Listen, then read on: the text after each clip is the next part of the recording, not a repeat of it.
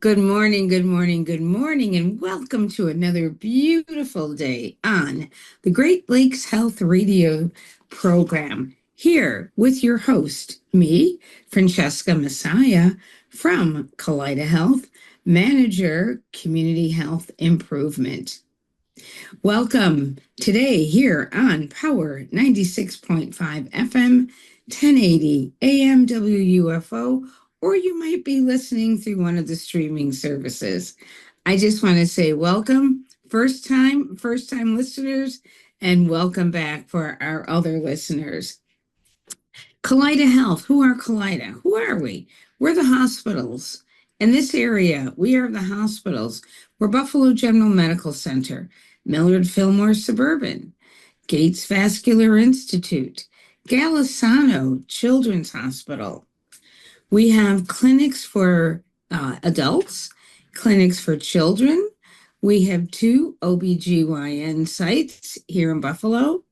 We have two long-term care facilities, one in North Tonawanda, and that is DeGraff, and the other one in Buffalo, that's High Point.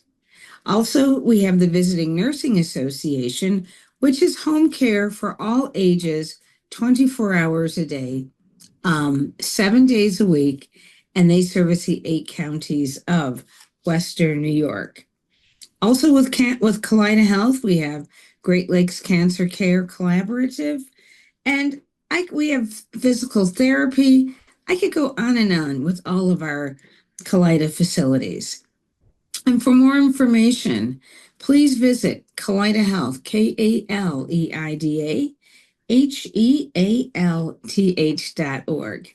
And lastly, I want to mention, and those of you who have been listening for first time or for years, whenever you see me in the community and you say you've heard the show, always know I'm going to ask you, is there a show that you would like to hear, a topic that we haven't covered?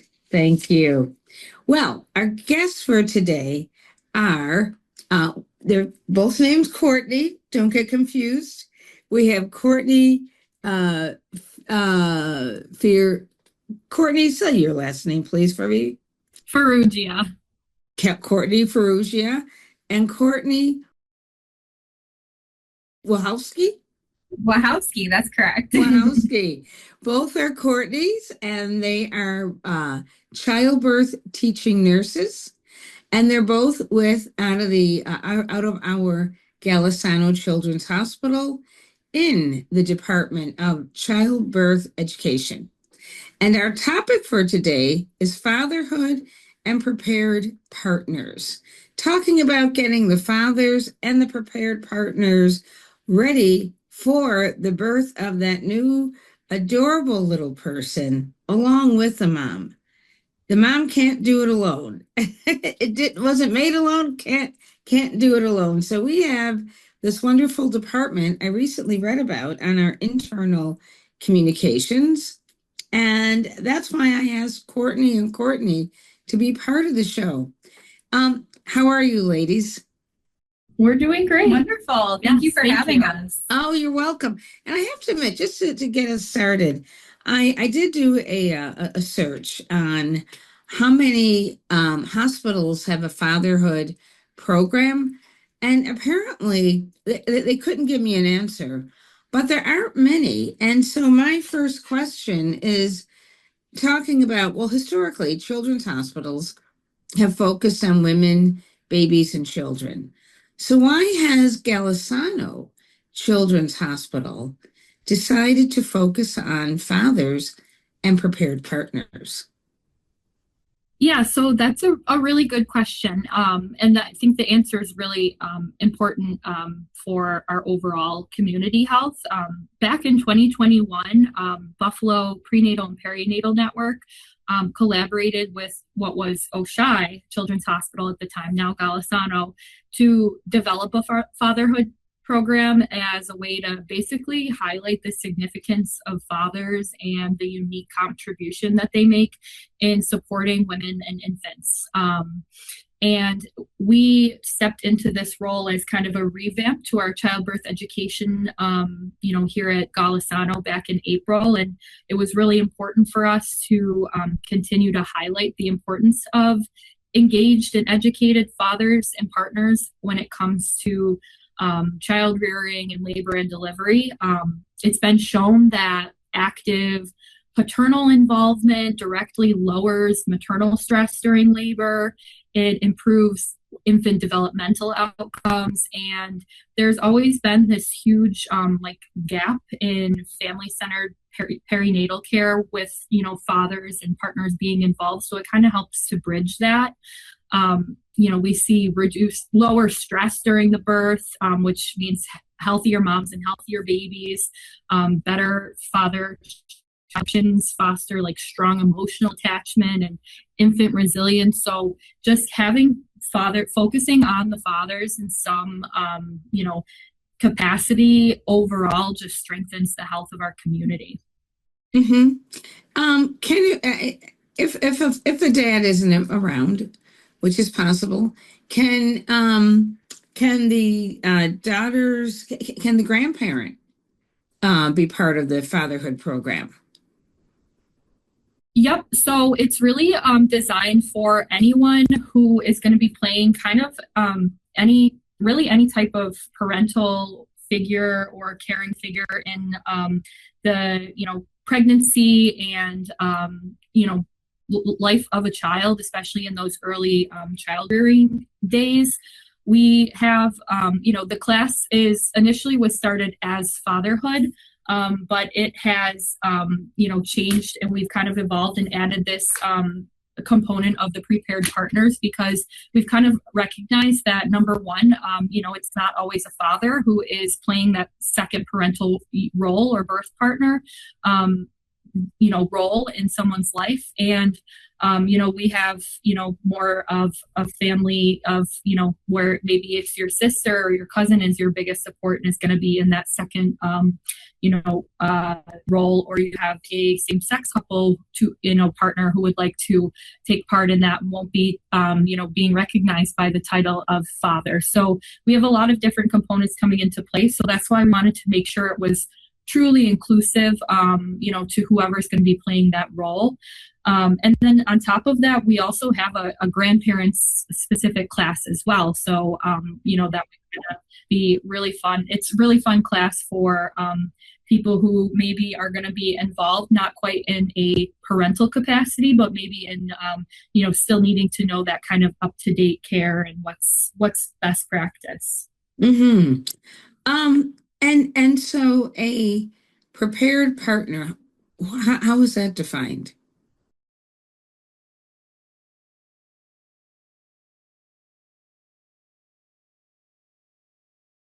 We're kind of defining them as a person who is, able to play kind of step in two different areas. Number one, being prepared to help mom with the labor and delivery of the child. We want to make sure that they are capable of helping mom through the breathing techniques, the relaxation techniques, being an advocate during the labor and delivery.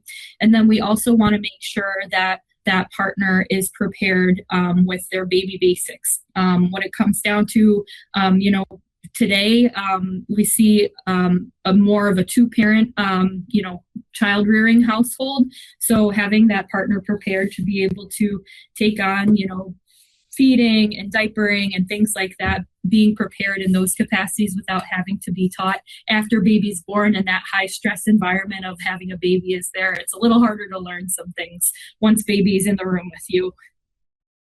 Yeah, that's really interesting. Because I've never heard anyone, I've never had a child. I love kids. Anyone who knows me knows that if a baby's sleeping, I'll ask, can I wake up the baby? No.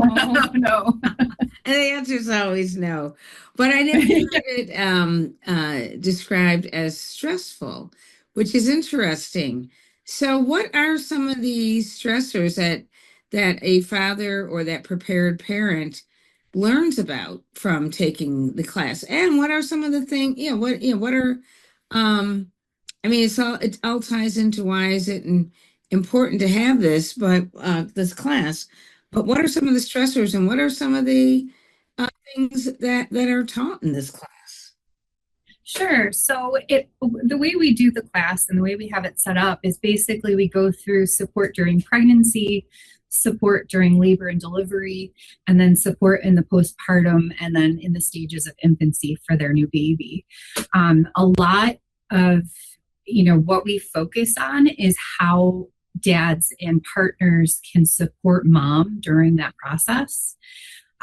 We've found that the class will build confidence for them so they will not feel as lost during that labor process, especially because it can be very overwhelming, especially when it's not necessarily happening to you in your body. So we give them techniques that they can pull from their back pocket when they need them to support mom, to bring them back to that birthing process and make it as successful as possible. We also help to alleviate some of those stressors in that early postpartum period, because dads often, they may not know how to change a diaper, or they may not know how to even hold or pick up a baby or swaddle them. So we try to teach them those skills so that they're able to jump in and be a little bit more effective with that care afterwards. Basically, all of our classes are to promote education and learning. So we try to have them question, have, not, they may not know the answer, but we try to give them a place where they can find that answer. And that relieves stress for them and mom as well, because then she has a support person instead of someone else that she's directing and giving that information to. Mm-hmm. Postpartum. It came up, I remember, in a conversation a few months ago, and sometimes I'll just act like I understand, and I don't always understand. So I can ask now, what exactly does postpartum mean? I'm sure I'm not the only one who doesn't quite understand what postpartum means. Yeah, so we, in a literal sense, postpartum is just purely after birth. But, the definition of postpartum and kind of helps dictate, the care that people receive and what type of care. So once, baby is born and mom is no longer pregnant, we officially will consider her to be in her postpartum period, or, that fourth trimester is sometimes how it's referred to. And, this is a time when, the body's healing. Mom is, actually under some restrictions in terms of what she can and can't do. She can't lift, very heavy things. She can't exercise. So there's some limitations on what mom can do. She's, beginning to lactate and produce breast milk if she's planning to breastfeed. And it's just a period of time with intense, physical and hormonal changes, where she is relying on, those around her, kind of that sense of community, and especially her partner, to kind of help get her to where her body is recovering and, adjusting to this new life and this new bubble with a baby. Mm-hmm. No, thank you. In terms of, I'm going to, focus on the education and learning. What are some things that, okay, what if that prepared partner or the father knows they would might get queasy or they may faint by seeing all that takes care in a childbirth? What happens then? I mean, are they still part of the class? Is it more than just when that child is born in terms of the before and after? So let's just say there's that listener out there who's like, I don't know, I can't take it. So can they still participate in the Fatherhood and Prepared Partners class? Yeah, absolutely. So I actually address this in the class as well, when we have like our child birthing classes, because at least here at Golisano, we allow 2 support people to be in the room with mom when she's delivering. And I always make sure to kind of put a little caveat that if you know that your partner, the father of your child, is probably not going to be upright if they see, some blood or baby being born, it might be wise to make sure that whoever your second support person is in the room will be able to handle that, handle something like that if dad has to take more of a backseat kind of position during that time. But, during the fatherhood class itself, we make it so that you can kind of take whatever you need from it. If you have a really good idea of what's going on during the pregnancy, but you feel, like your baby carrying skills maybe are the part that you need to develop, you can, utilize the class, maybe get more out of the class in that perspective. Whereas some partners, if they are, maybe they are really there more for, they've had some baby brothers and sisters that they've had practice on, and they may need more of that information from the pregnancy education about that. So it's really, in the class itself, we are not being exposed to any type of like visuals of, birth or anything like that. So they can still take what they can get from it.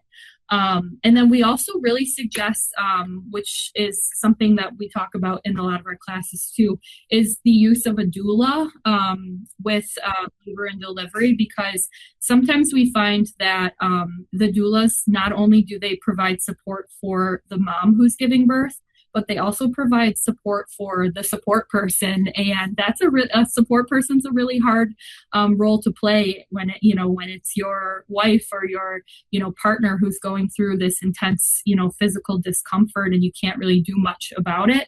Having that doula there can provide that additional support as well. Mm-hmm. Now, are either one of you doulas? No, I that would be something I would love to look into maybe someday. That would be, yeah. We're both lactation consultants, actually. Okay. Yeah, I work here at Community Health Improvement with the doula, Rian. And so I'm learning more and more about, just that whole being a doula. Everyone may not know about what a doula is, but that's another show. I know we talked about. I could go on for hours about doulas too. So that's another show to make sure, it's a new societal part of pregnancy. It's there, it's recognized. And but anyway, so are all the classes in person, or are some of them virtual, or is it both? We offer both. So we have our larger virtual class, which we can accommodate usually up to 30 dads or partners. And we can't get quite as hands-on during that class because it's a little bit trickier being virtual, but the in-person class is about half that size, and we're actually able to do some activities during that class as well. So there's pluses and minuses to both classes. It's a little bit more flexible if you need to take it at home and you need to be virtual. But I would highly recommend, if you want more of a hands-on experience, come in and visit with us, come see us. I think it's a really fun class to do. It's one of our favorites. We really enjoy it. So it's nice to be able to do, diaper changes and answer those questions that partners may have right there in front of you. We find that, dads are more involved now. They are. I mean, I have to say, I was very fortunate that my dad was very involved, but I know back, it was a few years ago, the dads weren't encouraged to be part of, the whole childbirth and fatherhood process. How long before the woman has the baby do the classes take? Is it more than one class? I guess that's what I'm trying to say. So we offer one class, and dads, partners, they could take that before baby is born. If for some reason, baby is born maybe a little bit early or they don't get a chance to, they're more than welcome to take the class after baby is born as well. It's a complimentary class. So Courtney and I usually do recommend, if mom is delivering here, it would be a good idea to take a birthing class as well, so that this would complement that, as well as like the baby basics classes or breastfeeding classes, which we also encourage partners and dads to be at. Even though they're not actively breastfeeding, it's great to know how to support moms during that time.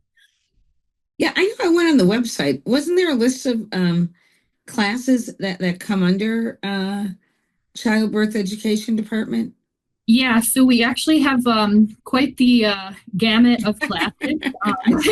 Yes. We do a childbirthing class, which is we do it in two formats, either a 1 day, 6 hour class or a 2 week series. And that goes over, pregnancy and childbirth from soup to nuts. So from the moment mom gets pregnant, what to expect all the way through to postpartum.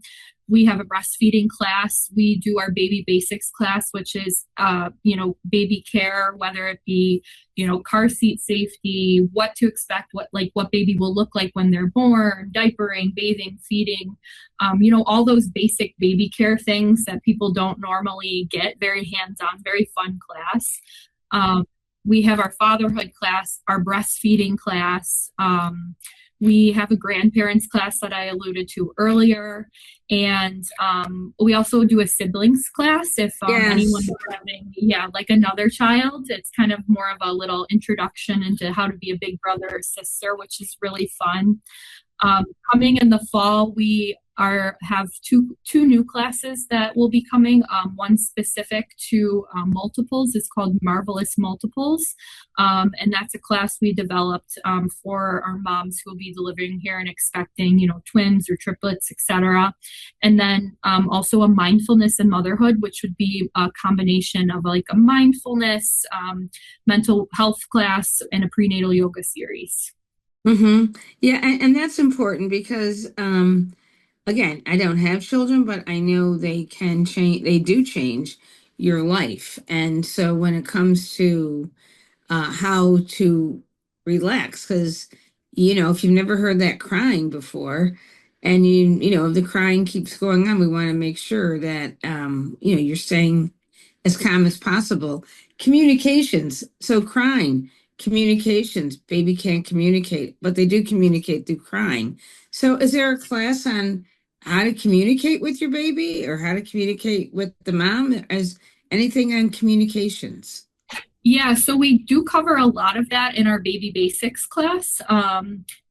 That go over, checklists of what parents can kind of, establish for themselves in terms of getting to know what your baby needs, what to be checking for when baby is getting upset. And then we also, do dedicate some time on what to do when, baby kind of gets to that point where they're just crying and crying. And, we can't get them to stop and don't know what else to do. So we spend some time kind of going through, tips and tricks and things to look out for from a caregiver role, whether it be, grandparents, moms, dads.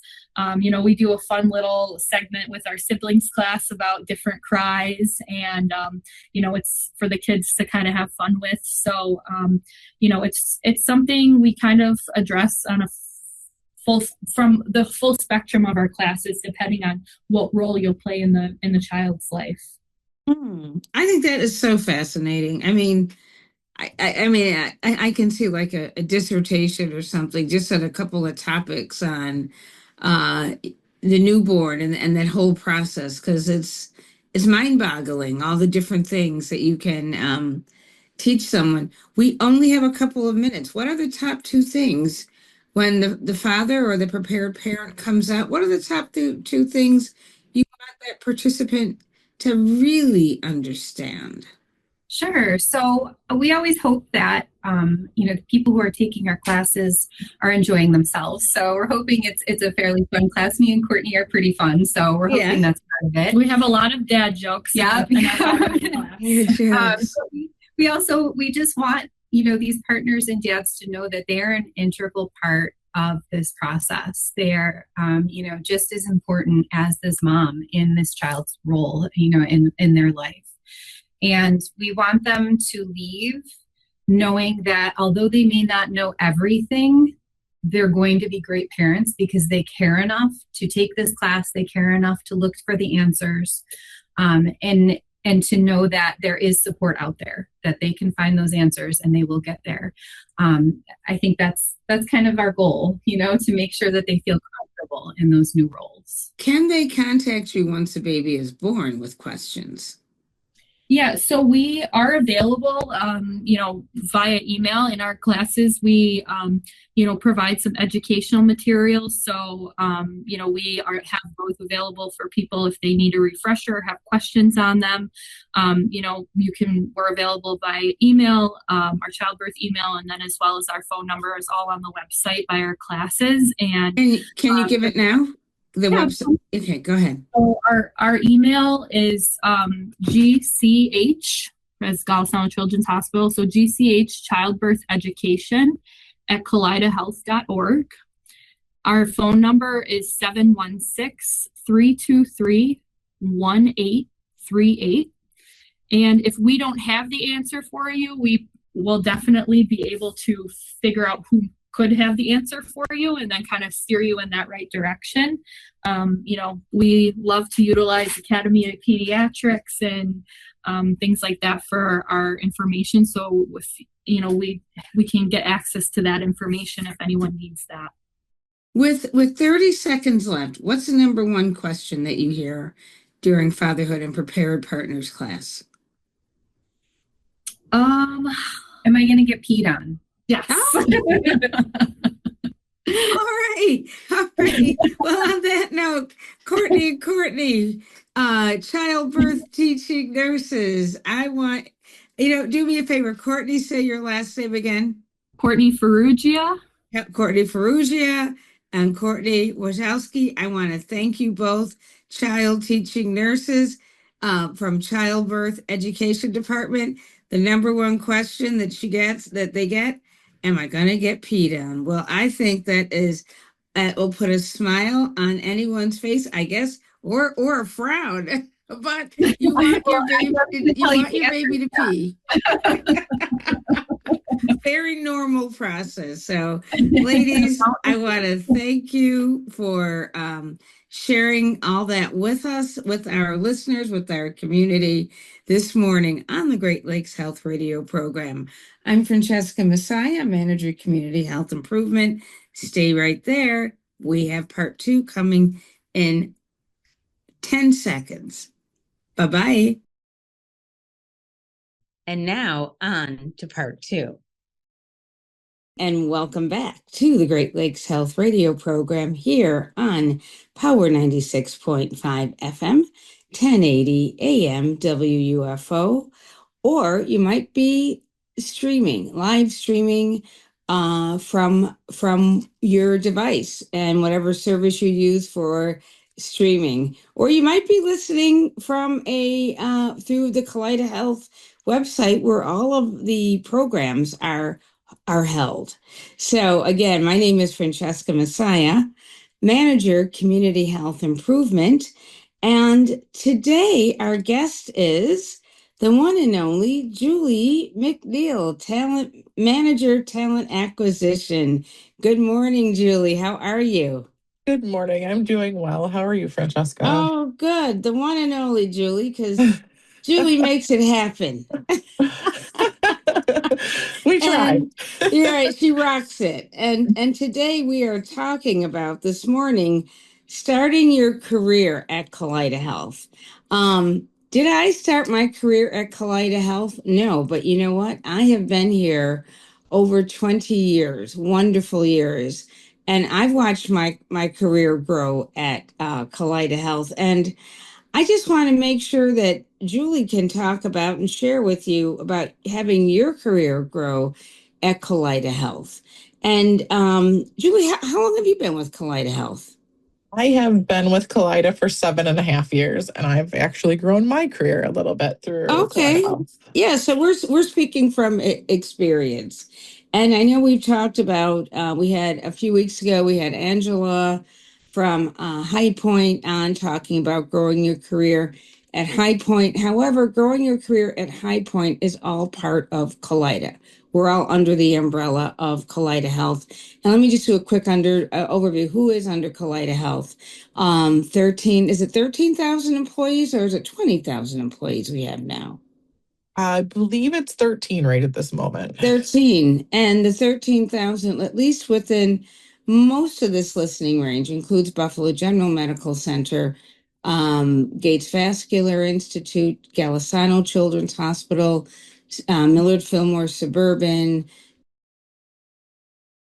DeGraff and High Point, both long-term care, Visiting Nursing Association, our 2 pediatric clinics, our 2 OBGYN clinics, our 1 adult clinic.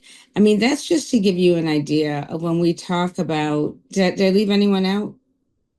We also, underneath me, I have Olean General, so even our Southern Tier friends. Yes, our Southern Tier front. So when we're talking about growing a career at Kaleida, we're not talking about any one location. We're talking about all the locations, and that's what Julie and her team are responsible for the most part for. So anyway, Julie, what if a listener is interested, or I should say, why do we want listeners to know about beginning their career at Kaleida Health? And then if you could talk about some of our entry level positions, because high school hasn't ended that long ago. So some of our entry level positions for those with either a high school diploma or GED. Yes, absolutely. So, I mean, first and foremost, a lot of times when I'm talking to groups or schools, I'm just letting people know that I know my thought process was hospitals and healthcare as doctors and nurses, and they're a very important part, but there's so much more that carries our hospitals through and make sure that we're supporting and giving the best care possible. Like our patient care assistants, who are our assistants on the floor for our nurses and doctors, helping our patients, with tasks that they need to get completed, or maybe helping to the toilet, things like that. Our patient access representatives that are helping, making sure that the patients are getting registered, and everything is flowing correctly, and all their information is collected. Our environmental service team that keeps our hospitals clean and spotless, and making sure that care continues to be top notch. Our food and nutritional services, which include our hospitality associates, our cooks. We need people to cook for our patients and also our staff. And our transport team, which are patient support associates, and they transport our patients from one area to the next. So if a patient needs to go from their room to imaging, our transporters are getting them there quickly to make sure they're getting the care that they need. And our unit clerks, our sterile processing, just so much, and so many things and people that keep our hospitals and facilities going. Mm-hmm. And going 24 hours a day, 7 days a week. So we don't shut our doors. Correct. Our doors are never closed. They're here for you. So so the positions that you just mentioned, transport, hospitality associate, environmental, um, sterile processing, are all of those degrees, all degrees, are all of those careers, can those be entered? Can someone apply for that with a high school degree or a GED? The only one that would need a little bit more is our sterile processing area, which we have some partnerships with local entities that will help them get that certification. But the rest of them are entry level positions to get their foot in the door and then expand that education into other areas. Mm-hmm. And I want to mention that I believe UB Educational Opportunity Center on Ellicott Street still Yes. trains for sterile processing. So if that's the area you're interested in going into, you must do, you can do it that way. And another thing, when you start in the careers, if you want to become a nurse, uh, you can, because at Kaleida, could you just talk a little bit about once you, let's say you're starting in environmental, what does that mean after you've completed your 90 probationary days? Yeah, so a lot of our entry level positions, such as environmental services or dietary, first you can look internally and see maybe if patient care is something that you're interested in seeing. And you can bid into patient care positions where you can learn about patient care and then also tap into our SEIU Union Education Fund. So you get a taste of that patient care and you do want to become a nurse or something, rad tech, any of our entities that also support that patient care, you can use that fund to go back to school. We also have tuition reimbursement for programs to inpatient care also. Yeah, and I want to say tuition reimbursement is that you get reimbursed for going to school. There are no loans, so it's not part of a student loan. And a rad tech is a radiology technician. So whenever you have just about anything in the hospital, there's someone who's going to take an X-ray. So that's again, once you are part of our Kaleida family, after you've gone, through the probationary period, there are plenty of people around. I should say within the union specifically, and people who work specifically with our employees, who are interested in taking the next step. And there's tabling at all the sites with the individuals in case you're wondering a little more, you're curious. So all of that is made readily available. It's transparent. There are no secrets. I just wanted to mention that. Right. Kaleida website. How does someone, I'm still out when I'm out in the community or at a meeting, people will still ask me about a paper application. Do we have paper applications? We do not, and mainly because we need to be able to process you through the system and make sure we get all your information in the system. So when you are hired and working for Kaleida, you get paid correctly and all of the perks are tied in there. Mm-hmm. So how does one go about applying for a position? Sure. Our website is www.kaleidahealth.org. There is a careers button in the right hand corner.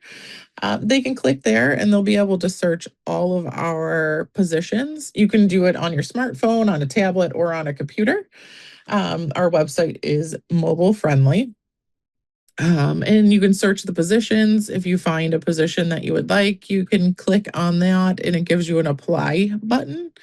Our website does ask you for a resume, and we do have some quick links on how to create a resume. Um, and they can apply to all the positions that they're interested in right from our website for all of our sites, including the Southern Tier. Yeah, and even if you're again out of high school, and you haven't had a lot of work experience, as Julie just said, you can go on our website, they'll help you create it, or you can go to a search engine and put in resume, high school, diploma, little experience, and that will come up because they want to see that you have some experience. But I'll give an example. If you're from a family, and I'll just say of 10, and you're the oldest, and you've been cooking meals for your family members, you've been making sure everyone gets to where they need to, transportation wise, you come home and you're cleaning the house. Those are all skill sets. Don't think of that as it's what I've been doing at home, but what you've been doing at home has value in the workplace. And do you agree, Julie, that you and your team, if on a resume somebody were to put work experience and they would put some type of a scenario that would catch an eye of a recruiter looking at their application?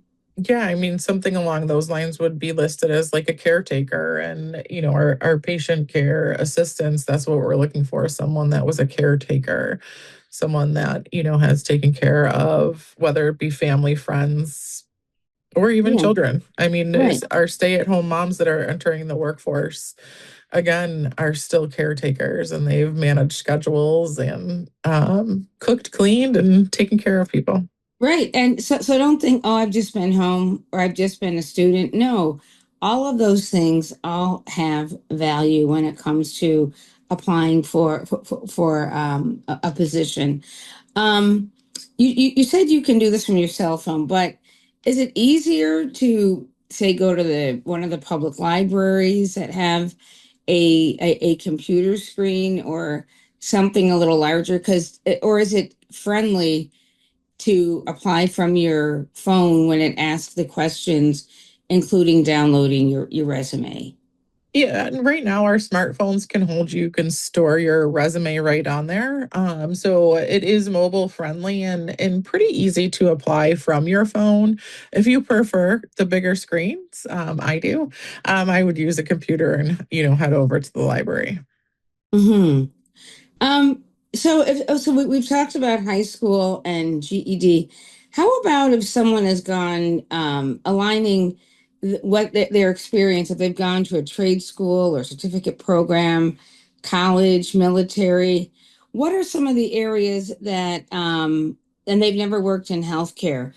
Are there different areas that they may be interested in looking at on the website besides hospitality and environmental? Are there other areas that they might be interested in looking at?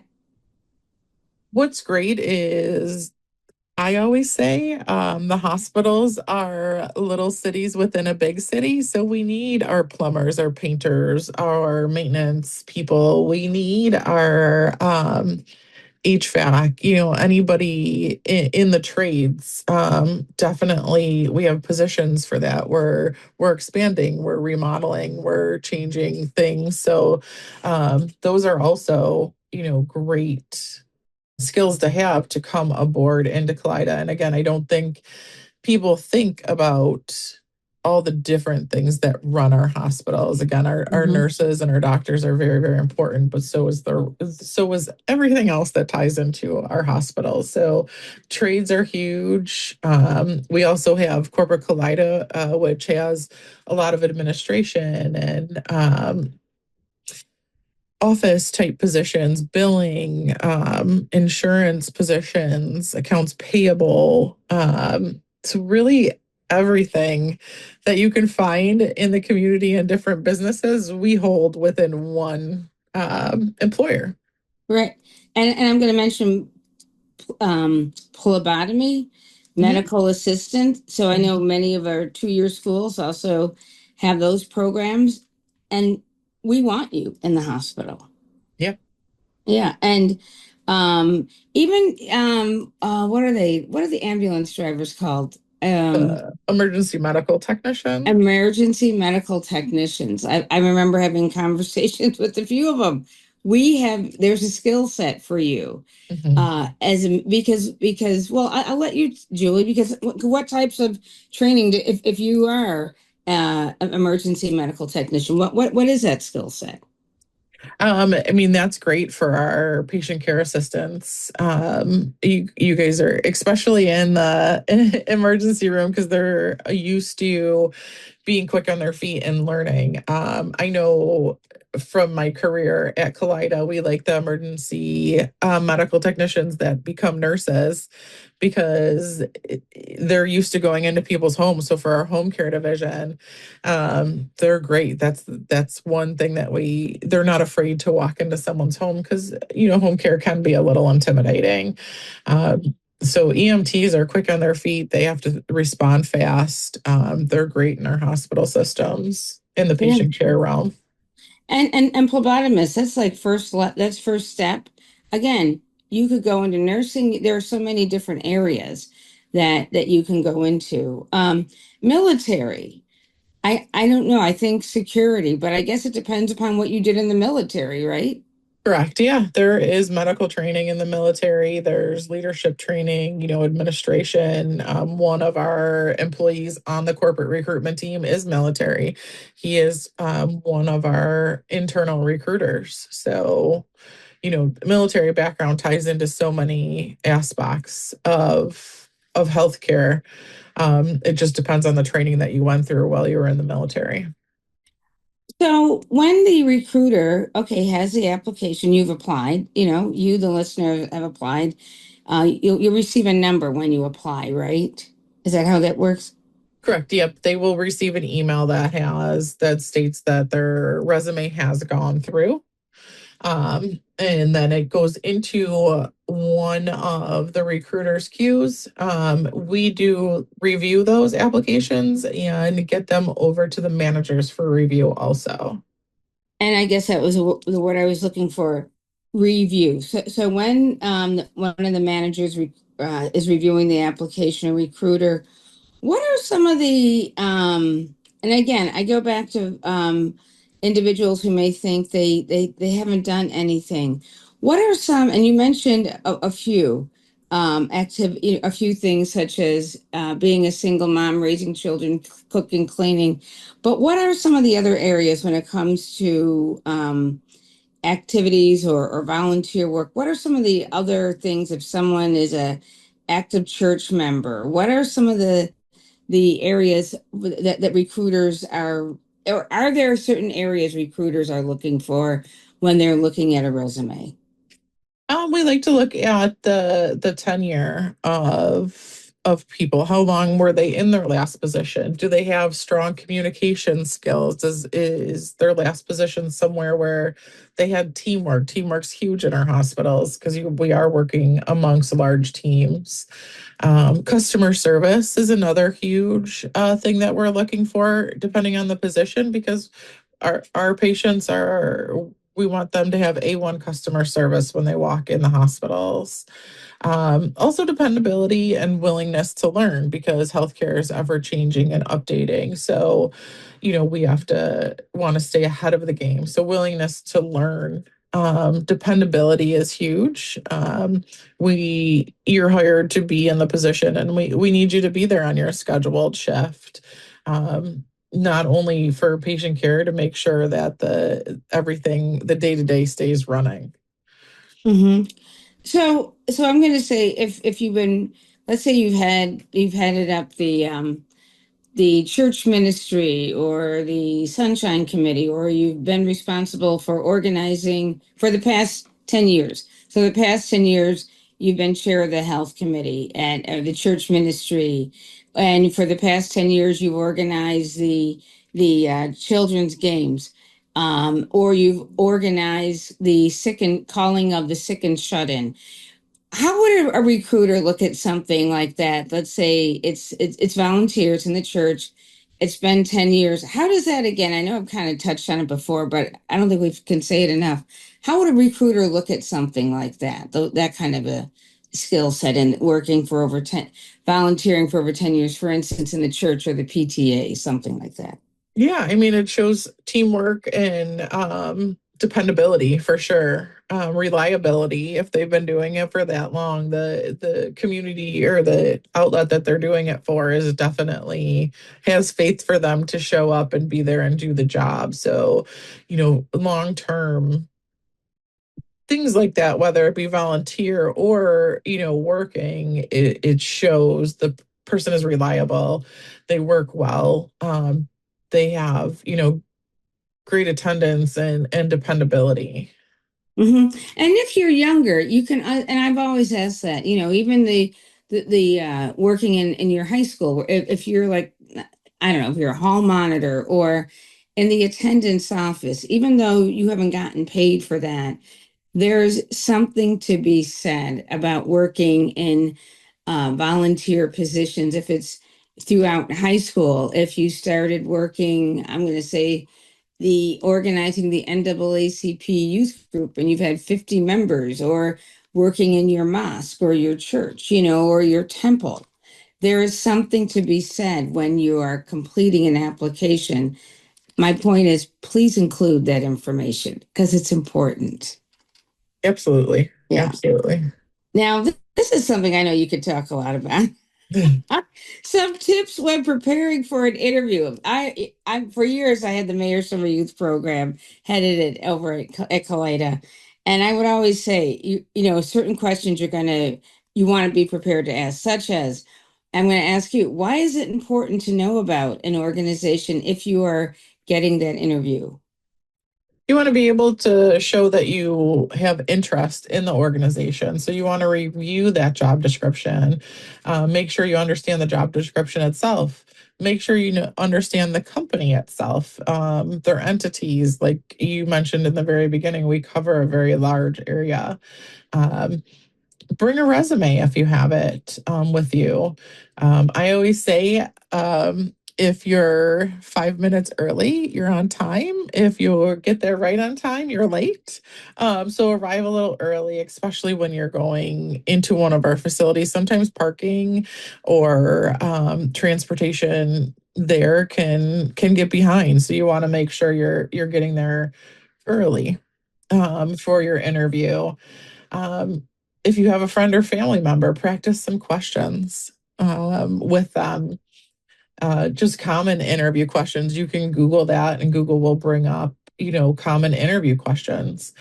And most importantly, for me, is be yourself. Let your personality and enthusiasm show for the position. We want to know who you are while you're interviewing, who we're bringing in to take care of our community. And you know what? And you said be yourself in a formal way, Correct. because you want to. If someone's going to ask you a question, and let's say the question is, "Tell me one of your strengths and weak. Tell me a strength." You don't want to say, let's say your strength is communicating. If it's communicating, that's fine, but give an example. Correct. Yeah. You Yeah. got to talk in complete sentences so they know.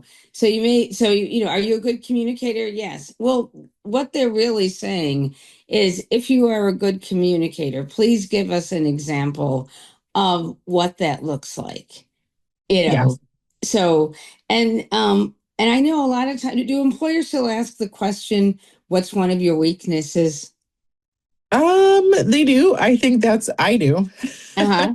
I think that's one of the hardest questions. And I always preface with that. I said, this is going to be the hardest question I ask. Because it's hard to say what your weakness is. And of course, you don't want to pick one that may, flag you from that position. But being upfront and honest, we can always teach and help you with that weakness. Yeah, and a weakness can be being too friendly. Being Correct. too friendly can be a weakness. Always saying yes. I mean, that was one of my problems. I know I always said yes. I volunteered for everything. Came up, and I remember the time I didn't volunteer for something. My supervisor was like, "Oh my God, are you learning how not to say yes to everything?" Right, right. That is important.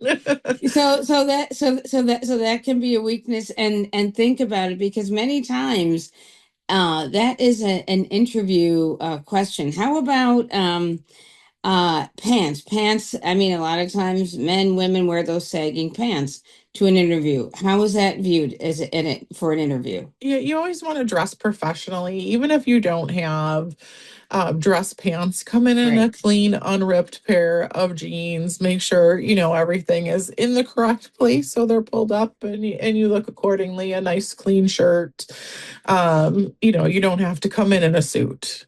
We know, not everyone has a suit or is Right. comfortable in a suit, but just make sure you're coming in and dressing professionally, whether Mhm. it be just a clean pair of jeans and a polo. And it doesn't mean going to a department store, because I'm in and out of thrift stores all the Right. time. Yeah. And in and out of thrift stores, they have exactly what Julie said, for men or for women. Women can come in clean pants, men can come in clean pants. You don't have to wear a skirt, or you don't have to, as long as it's clean, and you don't want your chest out. I'll be honest, try and find a shirt that comes up higher. But these are just tips. Julie, I know we only have a few more minutes left. What are some things you would also like you would like for our listeners to know about the organization, or even some tips on interview skills? I think important for when you're applying to any organization, of course, we'd like you to apply to us. Yay! But understanding the organization's missions and values, and because they can better explain why you want to work for that particular employer. Our missions are centered around delivering quality and compassionate care for our community. So we want candidates who understand the commitment to our patients, the teamwork, diversity, and excellence, just around what we're trying to build and make sure that we stand by our values for the organization. Yeah, and Julie's not trying to. The Kaleida Health HR Human Resource Team is not trying to trick you. The things that Julie just said, the mission and the value. Google Kaleida Health. It's right there. You don't have to ask a friend. Don't panic. You can write it down, bring it in with you, or you could even pull it up on your phone. So you Right. don't have to guess. And you can use this isn't an interview is not a test. So you can use uh, you could use pieces of paper. You could use your cell phone. It's okay. It's not a sign of weakness. It's a sign to show that you're preparing for your job. Yes. Yes, yes. Yes, So absolutely. yeah. So on that note, Julie McNeil, I'm going to say this is an ongoing conversation on starting Absolutely. your career at Kaleida Health. And Julie is a manager of talent acquisition, which is part of human resources. So I want to thank you, Julie, for being our guest this morning on the Great Lakes Health radio program. Thanks for having me, Francesca. Oh, you're welcome. And I want to thank our listeners for once again tuning in to the Great Lakes Health radio program.